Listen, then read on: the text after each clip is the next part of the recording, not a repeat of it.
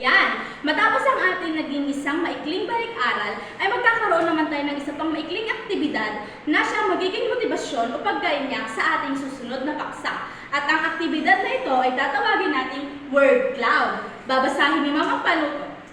Panuto, piliin ang ulam na siyang nagpapaliwanag sa bawat kahulugan na nasa ibaba.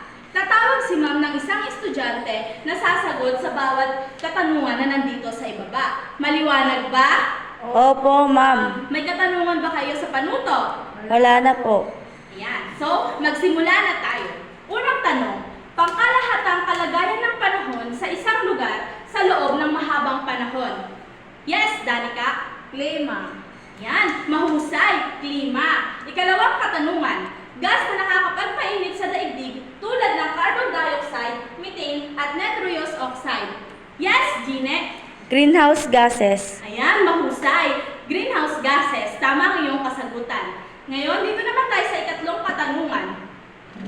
Pagtaas ng temperatura ng atmosfera ng daigdig dahil sa mataas na greenhouse gases. Yes, Raisa. Global warming po. Ayan, mahusay. Global warming. Ayan, para naman sa huling katanungan. Mga gas na nakakabalot sa daigdig, binubuo ng iba't ibang layer at katangian o komposisyon. Yes, Princess. Atmosphere po. Atmosphere. Mahusay talagang aking mga estudyante.